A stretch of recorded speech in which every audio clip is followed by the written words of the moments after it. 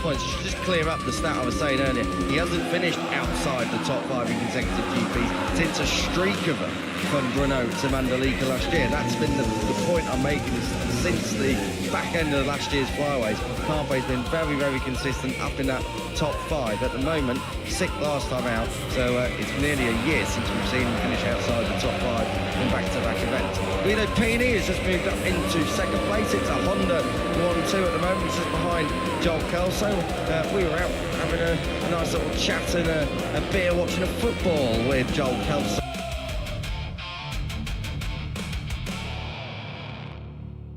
To grips with the Michael Laverty Honda team. Up in the top 10 last time out, 8th place.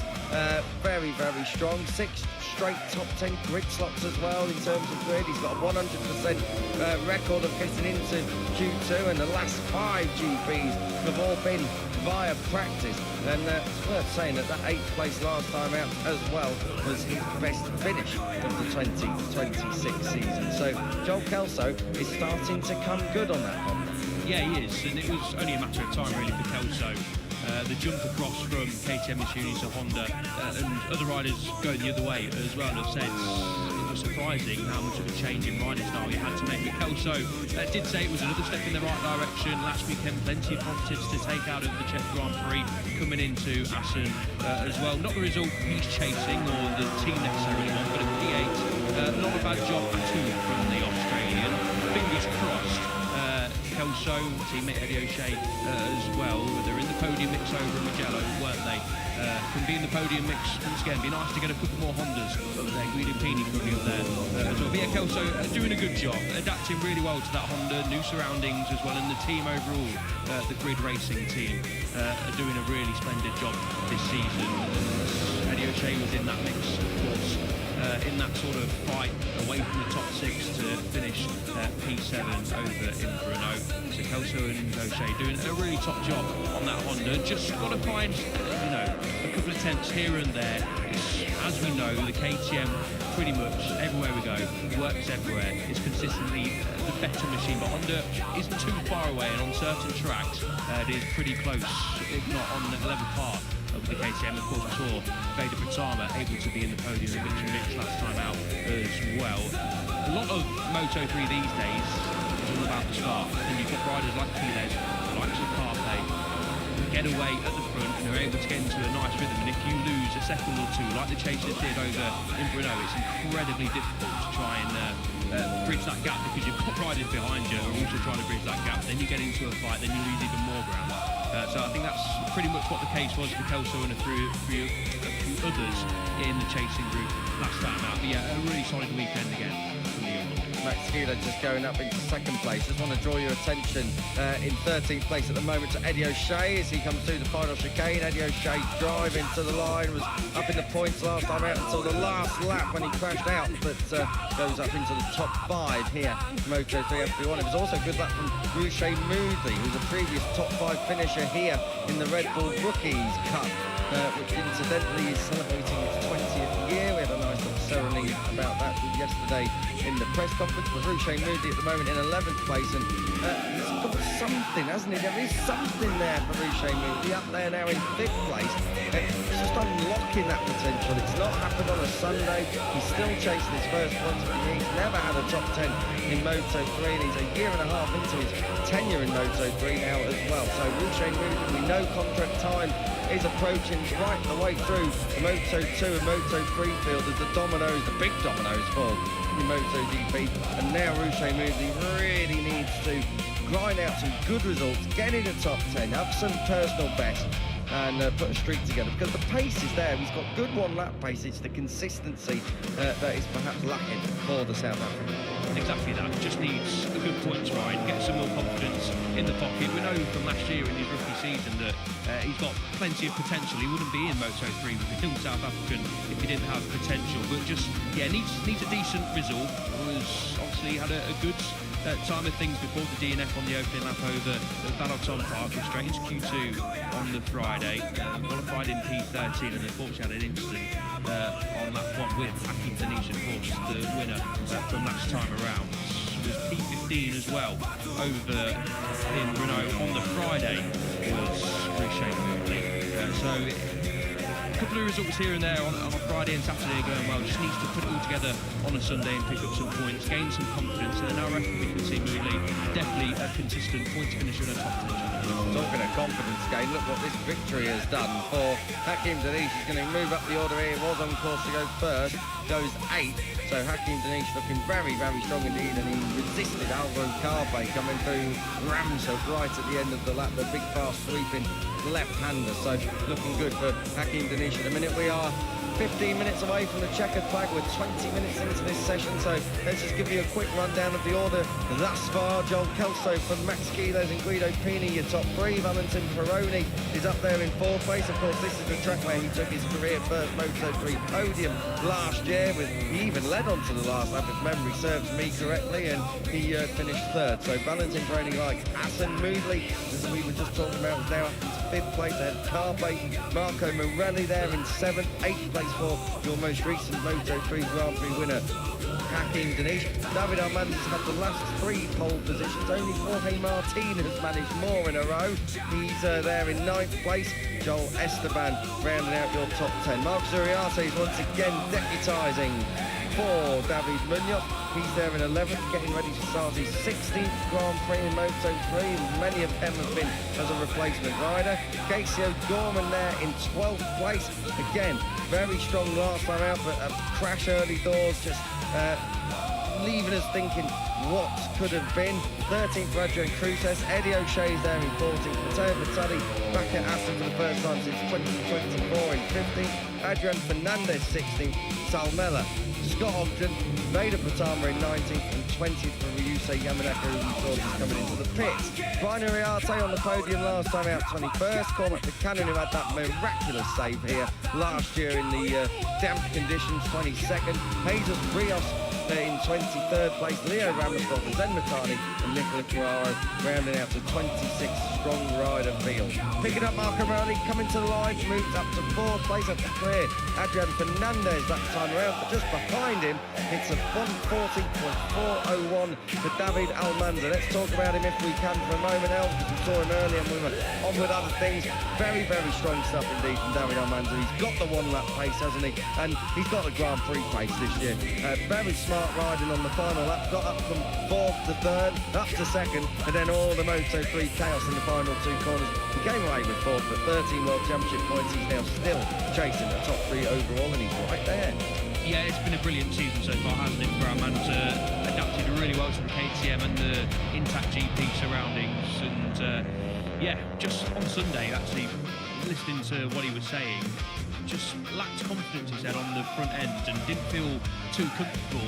As mentioned with Quiles, it was him and the World Championship leader on the Saturday morning. Quiles more so, but the 22 for at least the sort of first half of the long run that they did. Here is Almanza on our screens now. He's nearly 4/10 clear of his own time, so pushing on in the second half of the session is the number 22. Was superb on the Saturday morning in FP2, and of course was in that victory fight, the podium fight, and did, as you mentioned, lose out in the last couple of corners. But yeah, it was a fine weekend for Almanza. Not the podium he would have wanted, of course, but after saying he didn't have any confidence on the front end and wasn't feeling comfortable on that KTM, they've chosen the medium front.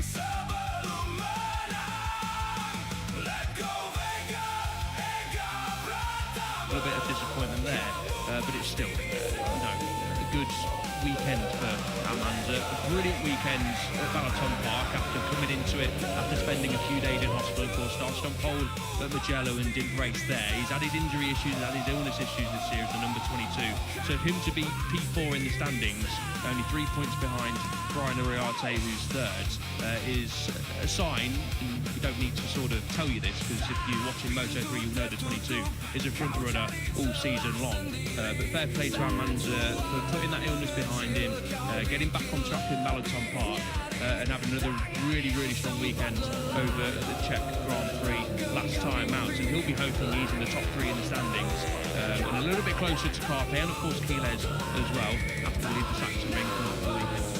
Yeah, we've got this one and the Saxon Ring in Germany. Then we're all off on our summer holidays, or maybe just resting up at home because it's been a long old first half of this season. And then we come back to Silverstone. I remember Armando was good there last year, and then we go off to Aragon where he was also quick, but maybe lacking a little bit of performance. So there's some good tracks coming up next for young David Armando. Let's see what he's able to do. I think the championship's is a course still on, but it's a long way away at the minute. So I think top 3 overall, that would be very reflective of what David Armando has been able to do. We have a look at Zen Matani at the moment. He's lapping away with Vader Batama, both the Honda Team Asia machines at the moment. They're just going round here. Assen, this is up at turns 10 and 11, and they make it back through the fast stuff. Marco Morelli has just gone up into second place on a 1:41.352, so that's just a tenth, just under 2 tenths away from David Almanza's best time of this session. Final 10 minutes underway. So far, so clean. Conditions are good out there here at Assen. The track offers good grip when it's wet, good grip when it's very, very warm as well. So at the moment, the TT Circuit Assen is really, really in its best condition. Yeah, absolutely glorious when it's like this. Vader Batama across the line to go. P13 is personal best lap of the session, 8 tenths away from the top time of David Armando. Armando just moved the goalposts, hasn't he, late in this session, and Zen Matani just behind him, teammate, of course, slowly getting the grips with Moto3. Zen Matani, he said it was a better weekend overall last time out. The race was quite positive. He learned plenty of things and adapted his riding style slightly during the Grand Prix as well, and improved some areas. He said step by step he is getting there. Of course, he's got a great rider alongside him. Get along really well, do Vader and Zen in the Honda teammates box. Great surroundings. I know it's been a disappointing season so far for Matani, but I'm sure he will get there eventually. In the second half of the season, he'll be wanting to make a significant jump forward and try and get into the points on a more regular basis. He's got a lot of learning to do. He's got even more to do here this weekend, because by my reckoning it is his first trip to the TT Circuit Assen. So Zen Matani with a big uphill climb this weekend. We pick up Adrian Cruces. Cruces last time out, 12th place and in the point. A few places just behind his teammate Scott Ogden.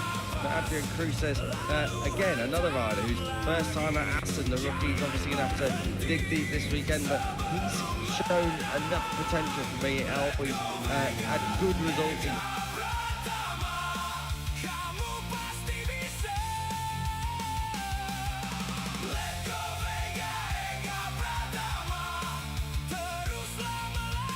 been up there inside the top 10, it's been possible, but he's not done a bad job. He's definitely not left us thinking what if, or he should be doing more. No, not at all. It's 11 points riding his opening 15 Moto3 races. That's not a bad job done at all from Cruces. Just hovering outside the top 10 in the overall standings as well. He's the highest placed rider actually in the championship without having had a podium. Not quite pushed the podium places so far in 2026. I do feel like if a couple more things click for Cruces, he's absolutely going to be a podium contender at least once so far this season. And it's been, a really solid year so far, as I mentioned, consistently inside the points. The only points he hasn't finished in the last 5 Grand Prix is over at Mugello when he finished 17th. Of course, picked up that personal best result over in Hungary with a P6 as well. So, a quietly consistent year so far from Moto3. And as we've said before, with the exception of Perez, he's improved from his grid position every single weekend. Imagine if he could qualify, because 21st on the grid last time out in Brno, he was 12th at the flag. So, I say 21st because he was 12th, 21st in qualifying, but you get my drift. 12th at the flag. If you could just get into Q2, then that might well just be something that Adrian Cruces can really work on. We have a look at Leo Ramersdorfer. What are we going to see here? This is over at the... chattering away. Well, we're in the land of waffle. That had plenty of chatter on the front of it. That number 5 goes right across the gravel, right across the greenery, right across the blue and across the track. And thankfully, Leo Ramersdorfer just about gets away with that one. Ramersdorfer at the moment down in 24th place on the grid, yet to qualify at 24th place in the session, yet to qualify on the front 5 rows of the grid, but it is a point score at 14th place at Le Mans, the first points since Max Hoffler in Austria 2021 Styrian GP. So Leo Ramsdorff has at least updated that little stat from 5 years ago. TT circuit is not a place where you want to be having a moment. A big one on the front end for Ramsdorff, but this is turn 6. Ruskin hook, and then you flick it left through turn 7. This is Piles on a decent lap time, shadowing, I think that is Adrian Cruzes on the IP green power machine. This is David Almanza though, potentially moving the goalpost a little bit further. Marco Morelli has chopped away at the lead, and Ruche Moody actually moved into the top 3 as well. Great lap from the South African to get within 3 tenths and nearly 2 tenths of David Almanza. But is Almanza going to improve his time coming into the final split now? The Gert Timmer chicane, the famous Gert Timmer chicane, where the red flags were unfortunately brought out last year with Luke and Letter's high side, which was already signed.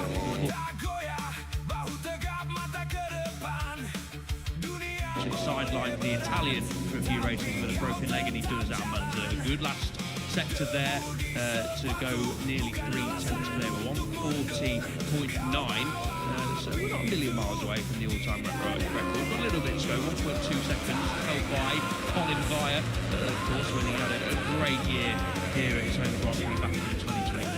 But David Almanza, once again, starting the weekend on the front foot and looking really strong. Yeah, looking very good. The only rider in 141 stay out at the moment, so it's got to be, you've got to be going quick to keep tabs on David Almanza. What we haven't seen this weekend so far, on this session so far, is what we saw from Max Kielers in Brno. At the moment, it doesn't seem like he's necessarily in his best stride. We know that this track is perhaps not his favourite, but Kielers still there in 5th place, but probably looking a lot less dominant than what we thought he'd look last time out in Brno. Yeah, early days of course, but yeah, Kielers definitely doesn't look like he wants to step forwards straight into the weekend as he did over at the Czech Grand Prix. Not too much of Brian Ariarte have we so far in this session. Where is Ariarte? He's down in P11, just 1 place behind his teammate. Another brilliant weekend, wasn't it, for the number 51, who was leading on the final lap before that contact. I think it was through turn 9 with Kielers, but ultimately Ariarte, despite a bit of motocross, he mentioned he tried everything: motocross, road racing, and a few other bits as well. Was on the grass on the final lap and did come home to finish P2 and quickly rise up the championship standings in the last 3 Grand Prix. Ariarte obviously won over at Mugello, then finished P4 in Hungary, and then backed that up with another podium, 2 podiums in his last 3 Grand Prix for Brian Ariarte, the lead rookie in the overall standings as well. So after a slowish start, I don't want to call it necessarily a slow start, because 4 top 10s in your opening 4 Grand Prix in terms of being a full-time rookie in 2026. We saw him on a couple of occasions last year, didn't we, Ariarte? But now, once it's clicked, he's head over in Barcelona. It started to probably click after a bit of a disappointing pre-season where he didn't feel entirely comfortable on that KTM. It really has started. Now for Ariarte, as mentioned, that brilliant victory over at Mugello and a hard-fought 2nd place on that final lap over the Czech Grand Prix. Teammate Alvaro Carpe, they get on really well with Carpe and Ariarte, but I know Carpe will not be wanting to get beaten by Ariarte in Ariarte's debut season.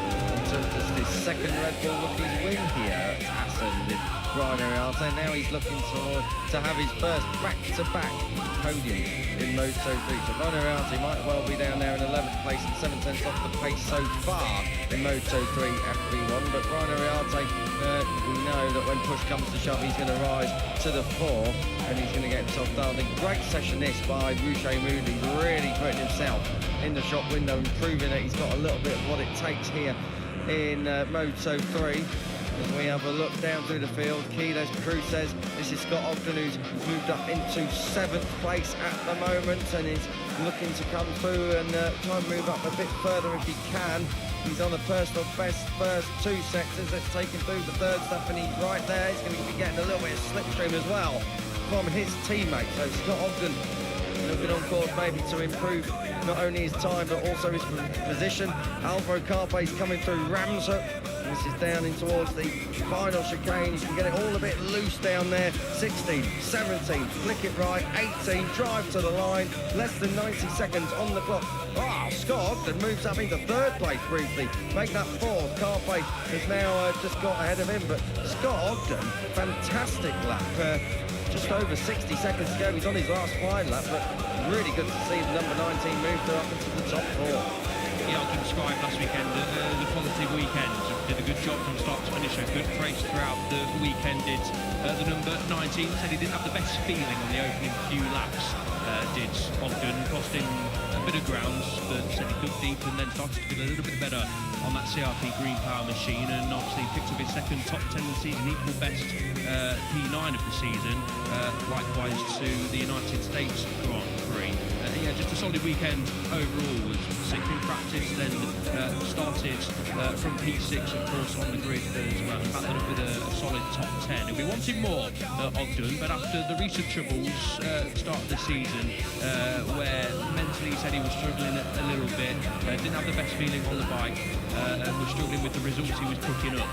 Expected a lot better from this season, did Ogden. Now it looks like he's just starting to get going, and he said he's coming to tracks where he feels really comfortable in Assen and the Sachsenring, of course, before the summer break, and then we head to Ogden's home Grand Prix at Silverstone as well. So for Ogden, 3 Grand Prix coming up where he feels like he can make some good solid progress. Yeah, best result of the season last time out with P9 at the flag. Obviously it matches what he was able to do earlier in the year, but that was this one on proper merit, let's say, with Adrian Fernandez not needing to be disqualified. He's coming to the line again is Ogden. At the moment he's 9th, moves up into 7th. I think he lost his lap time that time around. Carpe has gone P1 on a 40.869, and that is now your fastest time of the day so far in FP1, a 140.869. Still a little way off to that record, but that's normal in our first session of the day. Almanza, who led the second half of that session already, is there in 2nd place. Keeler's your championship lead, the 3rd over teammate for rally. Joel Kelso is top. Honda in 5th. Rico Salmela ghosted his way up in 6th. We can really talk about him now, so we'll have to make a few notes on him for later on in the day. And then Adrian Fernandez ahead of Scott Ogden, Valentin Peroni, and Yusheng Moody up there in the top 10. This is the Yusei Yamanaka at the moment down there in 16th place, and by my reckoning, one of the hasn't taken the flag either.